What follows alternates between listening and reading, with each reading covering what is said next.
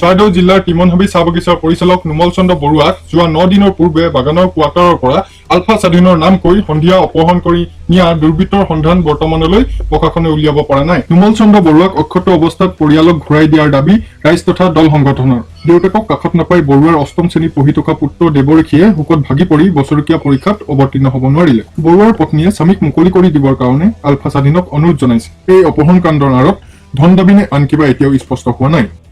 বৰুৱাৰ ঘৰত উপস্থিত হৈ গৈ এক্টিভ আছামৰ সাংবাদিক, স্থানীয় ৰাইজ আৰু দল সংগঠনৰ প্ৰতিনিধি কিমান প্ৰতিক্ৰিয়া হেৰি কৰিম কি আহ্বান জনাব আপুনি এই মুহূৰ্তত? মই বাৰে বাৰে সেই একেটাই আহ্বান জনাম মোৰ দাদাক যেনেধৰণে নিছে তেনেধৰণে যাতে আকৌ মোৰ গৃহত থৈ যায়। যিয়ে মোৰ আলফাই হওক বা যিয়েই সংগঠনেই নহওক তেওঁলোকক মই এইটোহে অনুৰোধ জনাইছোঁ। আৰু ক'বলৈ মোৰ আৰু ধৈৰ্যই নাইকিয়া হৈ গৈছে, মানে ৰাতিয়ে দিনে অকল ৰাস্তা। আপোনাৰ স্বামীক যিসকলে অপহৰণ কৰিছে তেওঁলোকক আপুনি কি আহ্বান জনাব? আহ্বান জনাওঁ মোৰ স্বামীক তেওঁলোকে সুস্থ হৈ মোক ঘূৰাই দিয়ক। আজি 9 দিন হৈ গ'ল, একো খা খবৰ নাই। যেতিয়া আপোনাৰ স্বামীক আপোনাৰ ঘৰৰ পৰা অপহৰণ কৰি লৈ গৈছিল সেই মুহূৰ্তত তেওঁলোকে আপোনাক কি আশ্বাস দিছিল? তেওঁলোকে কৈছিলে ঘূৰাই দিম, চিন্তা নকৰিব, আপুনি মোৰ মাৰ লগৰ মা হয়। মই সিহঁতক হাতে বহিয়ে ধৰিছিলোঁ। কি পৰিচয় দিছিল তেওঁলোকে আপোনাক? আলফা স্বাধীন। কিবা তাৰ পাছত আপোনাৰ স্বামীক যিদিনা অপহৰণ কৰি লৈ গ'ল, কোনো অজ্ঞাত ব্যক্তিয়ে ঘৰৰ পৰা উঠাই লৈ গৈছে।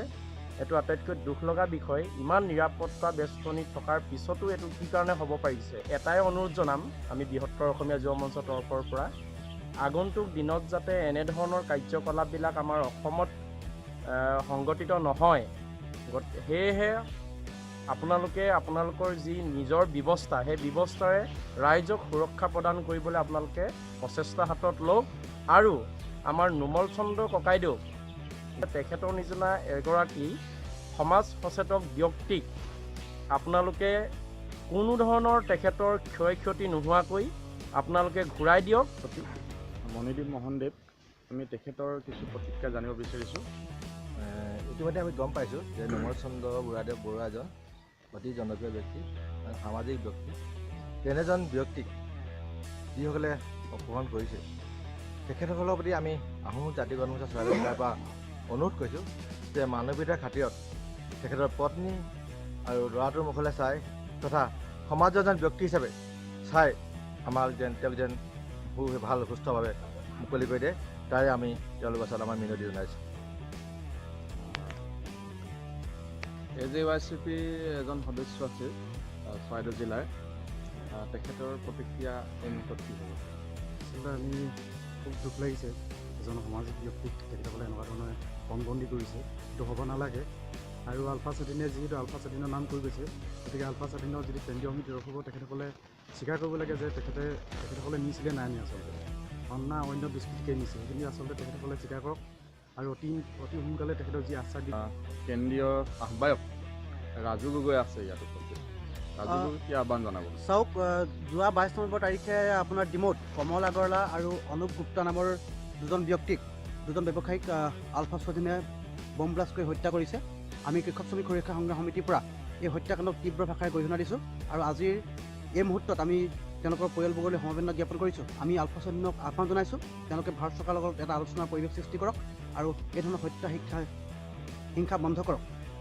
লগতে তিমন চাহ বাগিচাৰ যি বাগিচাৰ পৰিচালক নুমল চন্দ্ৰ বৰুৱাক আলফা স্বাধীনে অপহৰণ কৰা বুলি তেওঁলোকৰ পৰিয়ালে ইতিমধ্যে জ্ঞাত কৰিছে। তেওঁ এতিয়া বৰ্তমান কি অৱস্থাত আছে, কেনেধৰণে আছে, পৰিয়াল উদ্বিগ্ন হৈ আছে। আমি আলফা স্বাধীনক আহ্বান জনাব বিচাৰোঁ, আমি চৰকাৰক আহ্বান জনাব বিচাৰোঁ যে নুমল চন্দ্ৰ বৰুৱাক সুস্থ শৰীৰে আৰু অক্ষত অৱস্থাতে যাতে তেখেতক ঘৰলৈ পঠিয়াব লাগে আৰু চৰকাৰে এই ক্ষেত্ৰত যাৱতীয় ব্যৱস্থা গ্ৰহণ কৰিব লাগে আৰু অসমৰ শান্তিৰ স্বাৰ্থত আলফা আৰু চৰকাৰৰ আলোচনাৰ প্ৰক্ৰিয়া পুনৰ আৰম্ভ কৰিব লাগে। ধন্যবাদ। এই স্থানীয় আন কেইবাজনী ব্যক্তি উপস্থিত আছে ইয়াত। আমি স্থানীয় ব্যক্তিৰ প্ৰতিক্ৰিয়া এই মুহূৰ্তত জানিব বিচাৰিছোঁ।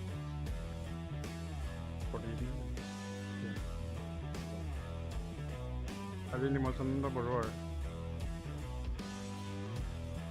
বাসগৃহত আহি সংযুক্ত মুক্তি বাহিনী অসমলৈ এটা অনুৰোধ জনাইছোঁ।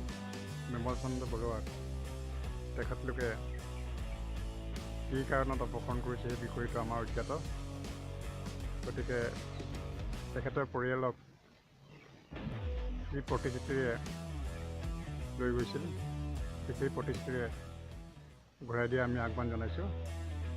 আৰু এই আপাশতে কেন্দ্ৰীয় চৰকাৰলৈ আমাৰ এটা অনুৰোধ, আলফাৰ স্বাধীনৰ যি দাবী সেই দাবীত যাতে জনসাধাৰণ পণবন্দী নহয় তাৰ প্ৰতি লক্ষ্য ৰাখি এক সুস্থিৰ আলোচনাৰ মাজেদি অসমৰ এটা বাতাবৰণ পৰিস্থিতি সৃষ্টি কৰিবৰ বাবে চৰকাৰলৈ এটা অনুৰোধ জনাইছোঁ।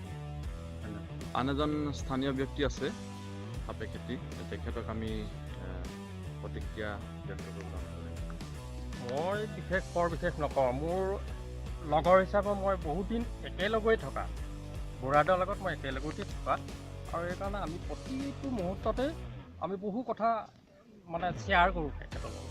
কিন্তু আজি এই কথাটো শুনি মোৰ ইমান দুখ লাগিছে যে আমি চবেই অসমীয়া হৈ নিজৰ এজন ভাই ককাই কোনো এজন সবিশেষ নোপোৱাকৈ তেওঁ এটা সাধাৰণ এটা চাকৰি কৰি আছে, সাধাৰণ এটি মানে পৰিয়াল লৈ পিনে সৰু এখন বাগানত চাকৰি কৰি তেওঁ কিবা এটা পায়, পৰিয়ালটো যিকোনো প্ৰকাৰে তেওঁ চলাবলৈ চেষ্টা কৰি আছে।